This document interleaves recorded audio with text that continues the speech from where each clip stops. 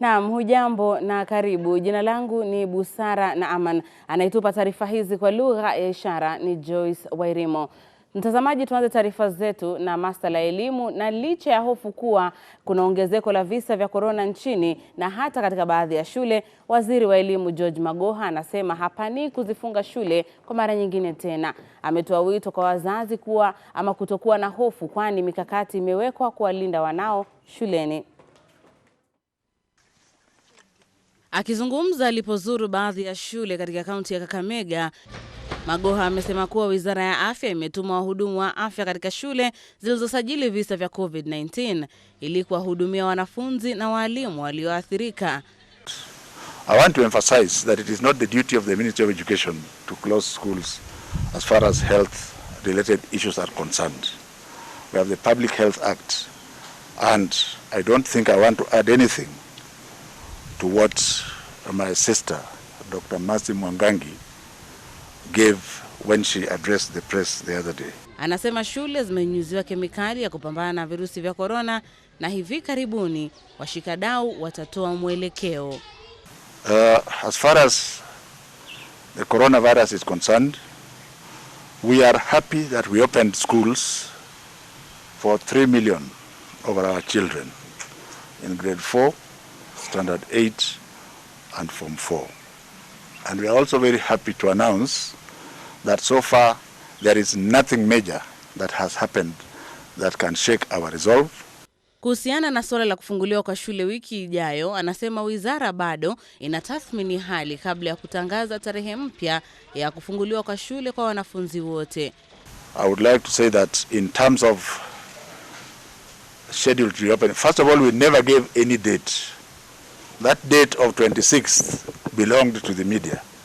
So we never gave any date. What we said was that we were going to monitor how everything is going, and we shall make a decision, and the announcement will be made by the ministry in consultation with the Ministry of Health and Interior. Wengineko, shule zinazofuata mtaala wa kimataifa zimeahirisha mpango wa kufungua shule kwa wanafunzi wote siku ya Jumatatu. Hii ni kufuatia ongezeko la maambukizi ya korona humu nchini. Wakati huo, chuo kikuu cha Multimedia kimefutilia mbali masomo ya ana kwa ana yaliyotarajiwa kuendelea siku ya Jumatatu. Chuo hicho kimetangaza kuendeleza mfumo wa masomo mitandaoni hadi pale visa vya virusi vya korona vitapungua maradufu. Na mtazamaji, watu 631 wamethibitishwa kuambukizwa virusi vya korona baada ya sampuli 6142 kupimwa katika saa 24 zilizopita. Sasa idadi ya jumla ya watu walioambukizwa virusi hivyo nchini ni 47843. Wakati huo watu 371 wamepona na kufikisha idadi ya jumla ya watu waliopona nchini kuwa 33421. Hata hivyo watu 14 wameaga dunia na kufikisha idadi ya walioangamia kutokana na virusi vya korona kuwa 884. Kwa sasa kuna wagonjwa 20 katika chumba cha wagonjwa mahututi.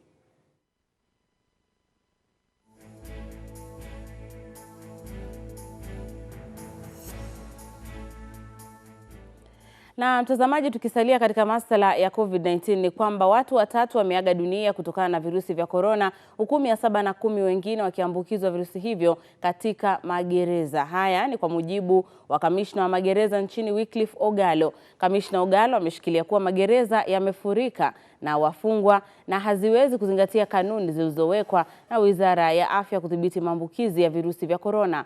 Mwanahabari wetu Abdiaziz Hashim na taarifa hiyo. Hivi karibuni, taifa likiwa linaendelea kusajili idadi kubwa ya watu wanaoambukizwa COVID-19, nambari ya waliokuwa katika vyumba vya watu mahututi pia ikizidi kuongezeka. Waziri Mutahi Kagwe amesema kuwa zaidi ya watu 1000 walioambukizwa virusi vya korona, idadi kubwa ni wafungwa. Kulingana na kamishna wa magereza nchini Wycliffe Ogalo, wafungwa 1700 wameambukizwa virusi vya korona. Vile amethibitisha kuwa kati yao 1000 wamepona huku 710 wakisalia karantini. Our quarantine capacity is 2,100, and as we speak right now, our quarantine occupancy is 2,900 as we speak today. We have 710 inmates who are positive and are isolated within prisons. In other prisons, like in Busia, some in Nairobi, and Kakamega, they are isolated within the county isolation centers, and that is where the county isolation centers have room. Aidha, Ugalo amesema kuwa watu 3 wameaga dunia kutokana na virusi hivyo, huku akiongezea kuwa magereza yamefurika na wafungwa na hawawezi zingatia mikakati iliyowekwa na Wizara ya Afya kudhibiti maambukizi ya virusi vya corona. Let it be in record that we only have 3 deaths, and which are occasioned by underlying circumstances. Our prisons were designed to have a capacity of 30,000 inmates. Our occupancy at the onset of COVID was 55,000. So for one, social distancing is not possible within prisons. So as we speak right now, KPS, we are doing our own sample collections, and we are taking all our samples to the regional testing sites. Mbele ya kamati ya afya ya Seneti ya Ugalo, ameshikilia kuwa kuna uhaba wa wafanyikazi wa afya katika vituo mbalimbali nchini. Hadi kufikia sasa, kuna hospitali 65 nchini ya kuwahudumia wafungwa pamoja na wananchi kwa jumla. Huku wataalamu wa afya wakisisitiza kwa Wizara ya Afya kurudisha kanuni zilizokuwa zimetiwa kukabili virusi vya corona kufuatia ongezeko la maambukizi nchini. Baadhi ya madaktari katika magereza hayo wanasema kuna baadhi ya magereza ambazo hazijafikia kanuni za Wizara ya Afya. Aidha, katibu msaidizi katika Wizara ya Usalama Balozi Hussein Dado alipuzilia mbali semi hizo. Before COVID hit prisons and we put all the protocols in place, it was a slip of tongue. The doctor maybe said it's not MOH approved, maybe they are waiting for approval in writing, but we followed all the guidelines. Sasa maseneta wameitaka Wizara ya Usalama kusalimisha stakabadhi za utumizi wa fedha, haswa zile za kukabiliana na janga la corona katika magereza. To my very good friend and brother, Hon Senator Olekina, not to have this matter appear in the media tomorrow. Abdezi Zashim, Mwanga wa Ebru. Na mtazamaji, basi tukiachana na masuala ya COVID-19, tuangazie masuala ya BBI na jitihada za viongozi wa kisiasa kuwafikia vijana katika kampeni zao za uchaguzi ujao zinaendelea kuonekana wazi. Huku Rais Uhuru Kenyatta hii leo akifanya kikao na vyama vya bodaboda kote nchini akipigia debe mpango wa BBI. Anajiri huku naibu wa Rais William Ruto akionekana hivi majuzi kuendeleza ujumbe wa kuwa hasla akikutana na wahudumu wa bodaboda pamoja na mama mboga. Licha ya janga la corona nchini, ni wazi kuwa kampeni za BBI zimeanza kuchacha, huku wenyewe mapema wiki hii wakisema kuwa finally nyoka imetoka. Kumlea tunaenda kwa wananchi wa Kenya. Sasa wewe sema yako, sisi tutasema yetu. Wakenya wataamua. Na wakiamua wewe, sisi tutakubali matokeo ya Wakenya.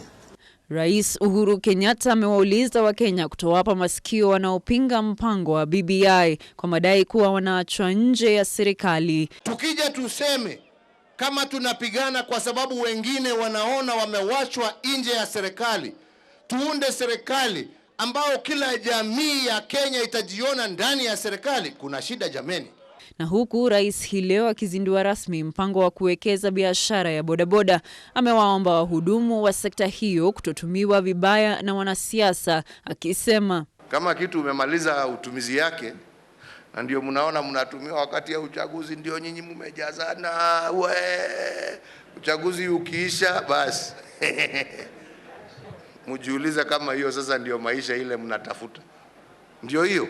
Naibu wake William Ruto akiwa ameonekana hapo awali akifanya vikao na wahudumu wa bodaboda, akiendeleza taarifa ya kuwa kwa kimombo hasla. Wakati huo huo, rais ameendelea kusisitiza umuhimu ya Wakenya kusoma ripoti hiyo itakayozinduliwa rasmi Jumatatu wiki ijayo. Kijana akianzisha biashara yake, tumsaidie na tuseme huyo kijana hatalipa kodi miaka 7 mpaka hiyo kazi yake ikomaa. Shida iko wapi jameni? Kunaye shida. Tukisema mtoto wa university asije kuitishwa pesa ya HELB mpaka apate kazi. Jameni, kuna shida hapo jameni. Aidha amesema sekta ya bodaboda ina uwezo wa kutengeneza fedha zaidi ya kile ambacho kaunti zote 47 zinapata. Diana Rachel Mbogwa, Mwanga wa Ebru. Na mtazamaji, wanachama wa Green Movement wakiwa wanapinga ripoti ya mpango wa maridhiano ambayo inatarajiwa kuzinduliwa Jumatatu ijayo katika ukumbi wa Bomas. Kulingana na viongozi wa chama hicho, ripoti hiyo ilikuwa na malengo ya kuwanufaisha watu binafsi. Wakiongozwa na kinara wa chama hicho, mbunge wa awali wa Ndhiwa Agostino Neto, pamoja na katibu mkuu wa chama hicho Jonathan Mweke, wamesema kwamba ripoti hiyo ya BBI ilikuwa ya malengo ya kuvuruga katiba ya mwaka 2010. The United Green Movement Party would like to caution Kenyans that this Building Bridges Initiative Constitutional Amendment Bill 2020 is a poisoned chalice that should be rejected in its totality. And its objective shows no evidence to building bridges to a united Kenya, nor does it solve the problems Kenyans said they face. There is an attempt to introduce proportional representation to pick persons with disabilities, youth, and women for purposes of Article 97 of the Constitution.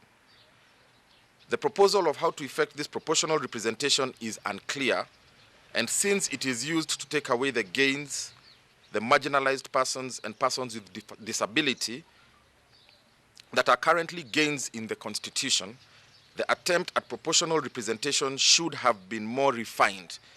This is another act of blackmail to get the women of Kenya to vote for and support their true intention. BBI creates an imperial presidency. The presidency that is created under the BBI amendment appoints and dismisses the Prime Minister, Cabinet Secretary, and Principal Secretary without any parliamentary oversight.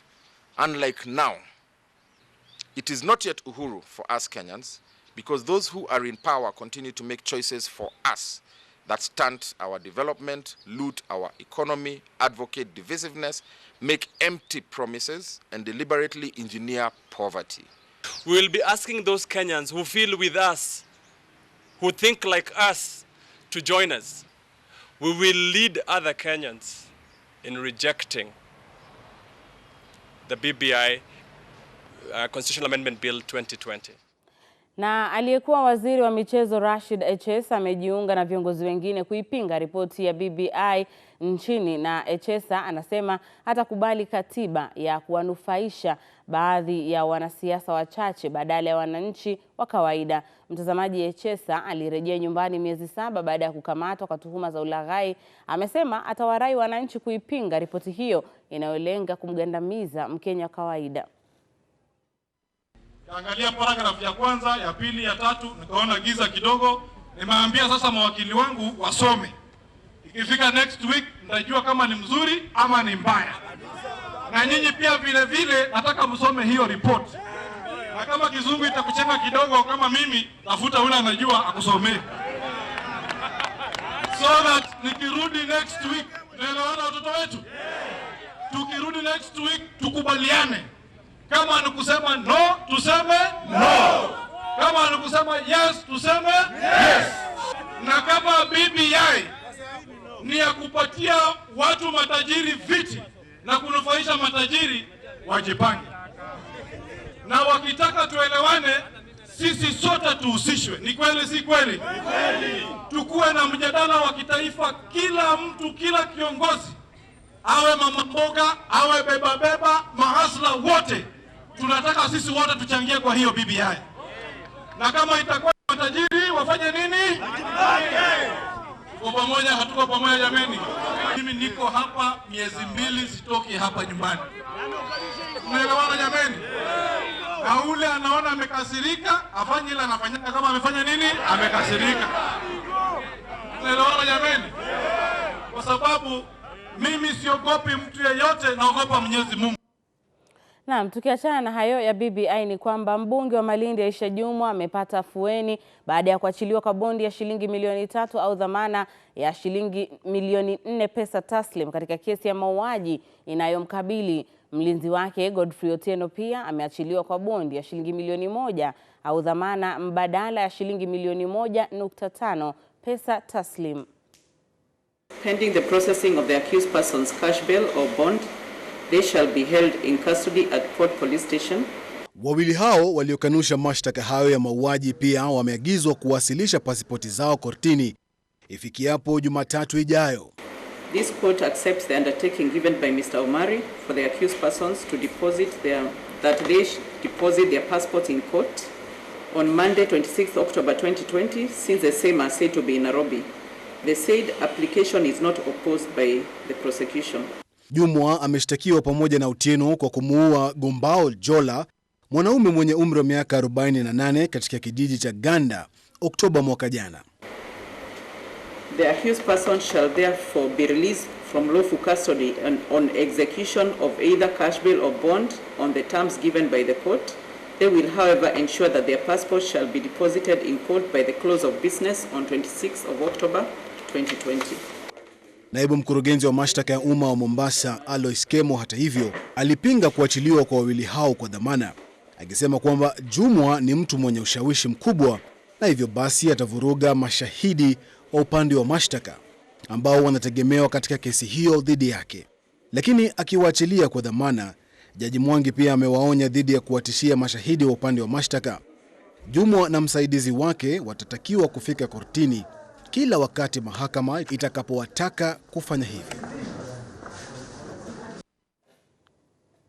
Na mtazamaji, wakazi wa Nairobi wanaoishi katika nyumba za serikali za kaunti wana kila sababu ya kutabasamu baada ya gavana Mike Sonko kufutilia mbali kodi kwa muda wa miezi 6. Sonko amesema hatua hii imeafikiwa kutokana na janga la corona ambalo limewaacha wengi wa wakazi bila kazi. Mwanahabari wetu Jeff Khaemba na taarifa kamili.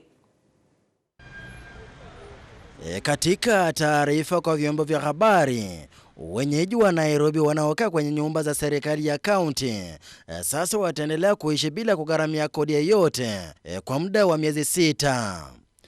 Taarifa ya gavana Mike Sonko Mbuvi inajiri wakati visa vya corona vinazidi kupanda, hali ambayo imemwacha maskini kuendelea kutaabika. Janga la corona limefanya wengi wafanya kazi kufutwa kazi, ambapo wengi wao wameamua kurejea makwao kutangamana na familia zao. Mji wa Nairobi ndio ulioathirika pakubwa, hali iliyopelekea kufungwa kwa muda ikiwemo kaunti ya Kilifi na Mombasa kwa hofu ya kuzuia maambukizi.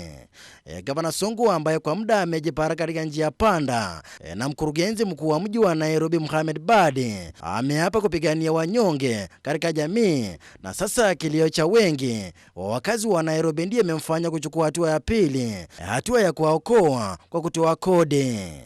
Sonko ameusuta uongozi wa NMS na mamlaka kukusanya ushuru KRA kuangaisha wapangaji wakitaka malipo. Hatua ya Sonko bila shaka huenda ikawa kikwazo kwa NMS na KRA ambao wamejizatiti kukusanya mapato ya kutosha angalau kuweza kuwafiki mipango yao. Nikiripotia Mwanga wa Ebru, jina langu Jeff Khaemba. Na kwengineko ni kwamba afisa wa kituo cha polisi cha Makueni aliyetambuliwa kwa jina Nancy Njeri na aliyekamatwa kufuatia madai ya kisa ambacho wakili Onesmus Masaku alikatwa mikono yote miwili akiwa nyumbani kwake mjini Wote katika kaunti ya Machakos na kusababisha mauaji yake, sasa amefunguliwa mashtaka mapya ya mauaji. As some of you may be aware, we have been following the issue after our colleague was injured by a police officer at Makueni by the name Nancy Njeri. Ripoti kuhusu tukio hilo limesema kwamba afisa huyo alichukua upanga na kumkata mikono wakili Onesmus Masaku kabla ya kutoroka. Mshukiwa amejitokeza kotini mbele ya hakimu Evans Kiego mapema leo, ila mwendesha mashtaka akaomba siku 21 kukamilisha uchunguzi. The charge of attempted murder has collapsed and the police officer is going to be charged with an offense of murder before the court. She has been presented to court today and she has been remanded for a further 21 days so that after that she can be brought to court here at Machakos to take plea. Hata hivyo, wanachama wa LSK wameishia kuajiri mtaalamu kukagua mwili wa mwenda zake. We have already appointed a pathologist who is representing us and the family in the function. Koti limetoa uamuzi kumzuia mshukiwa katika kituo cha polisi cha Machakos kutathmini afya yake ya kiakili. The court has also directed that she be remanded at Machakos police station, and she is supposed to be taken for mental assessment at Machakos level 5 hospital before she takes plea on 10th of November this year. Mwenyekiti wa tawi la Kusini Mashariki la chama cha wanasheria nchini Mutisia Mutia ameambia wanahabari kwamba wakili huyo alifariki Jumapili. I also need to confirm that the burial will be tomorrow at his village home at Ngonda at Na maafisa wa polisi katika eneo la Athi River, kaunti ya Machakos, wamewatia nguvuni wanawake wawili kwa madai ya mpango wa ulanguzi wa mtoto. Mmoja wa washukiwa waliokamatwa, Diana Mwende, anadaiwa kupanga kumuuza mwanawe wiki mbili kwa shilingi 60,000. Akithibitisha kisa hicho, naibu county commissioner wa eneo la Mlolongo Dennis Ongaga amesema kuwa walilazimika kuwaikia mtego wanawake hao baada ya kupokea fununu kutoka kwa wakazi. Hii si jambo la kwanza kwa ile ya Mlolongo, ni janga ambalo limetusumbua sana, na wakati tumepata habari kutoka kwa our informers, we have acted on the intelligence, tumeweza ku crack down the syndicate na tumepata kwamba kuna mtoto wa wiki mbili ambaye ni mtoto wa jinsia ya kijana, akona wiki mbili. Tumeweza kufuata mama mzazi na wale ambao wanasaidia katika hii kazi ya kutafuta mteja wa kununua na wa kumleta pamoja ndio waweze kupatana katikati. Baadhi ya maafisa wa polisi walijifanya kuwa wanunuzi wanaotaka kumnunua mtoto huyo ili waweze kuwanasa wanaohusika katika biashara hiyo haramu. Tumeshika wote ambao wamehusika na tumeweza kulikava mtoto akiwa katika afya nzuri na amepelekwa katika kituo cha polisi. Tutangoja ufunguliwe mashtaka na wastakiwe. Wanawake hao wawili wamekamatwa na kufikishwa katika kituo cha polisi cha Mlolongo, huku uchunguzi zaidi ukiendelea. Mtoto huyo mchanga kwa sasa amepelekwa katika kituo cha hifadhi cha watoto cha Kitengela. Huyu mtoto ni wa wiki mbili na ile bei walikuwa namuuza ni 60,000 shillings. The range of selling kids katika hii area inaanzia mtoto wa wiki moja hadi mtoto wa miaka 2. Huyu mtoto wa leo ambaye tumeweza kurescue leo alikuwa anaenda kwa 60,000 shillings. Na hii pesa inagawanwa. Wale wameleta mtoto, mzazi wa mtoto ndio wanaweza kugawana hii pesa. Akiwahutubia wanahabari, Ongaga amesema kuwa uchunguzi wa maafisa wa polisi umebaini kuwa wasichana wa umri wa miaka 18 pia wanahusika katika biashara haramu ya ulanguzi wa watoto. Pia wanashirikiana na wanawake walio na umri zaidi ya 30 kutekeleza biashara hii kwa kuwatuma katika familia mbalimbali kuwa vijakazi na baadaye kuteka nyara watoto na kuwauza. Hiki ni kisa cha pili cha ulanguzi wa watoto kuripotiwa katika eneo hili la Mlolongo mwaka huu. Na mtazamaji, karibu kwenye Ebru michezo. Mshikilizi wa rekodi ya marathon duniani Eliud Kipchoge anasema kwamba atarejea kwa kishindo baada ya kushindwa kutoa ushindi katika mbio za London Marathon. Kipchoge alimaliza wa 8 katika mbio ambazo Mhabeshi Shura Kitata alitoa ushindi. As much as my fans and my friends wanted me to win, this time around it was not to be. In such a scenario, one can do two things. One is to mourn the loss and despair and never to compete again. Secondly, is to train harder and build the strength. If you mourn and despair, two things can happen. You lose what you have built over many years and miss the future opportunities to come back stronger and better. If you train harder and... Na mtazamaji, basi kufikia hapo sina la ziada ila kukuaga na kusema shukrani za dhati kwa kutenga muda wako na kujiunga nami kwenye Mwanga wa Ebru jioni ya leo. Na kwa niaba ya wale wote waliofanikisha kuletea taarifa hizi nasema asante, na hapo kesho utakuwa unaungana naye mwenzangu Davis Mbere kwenye Mwanga wa Ebru, na bila shaka jina langu ni Busara Naaman na aliyekupa taarifa hizi kwa lugha ya ishara ni Joyce Wairimo. Lala salama.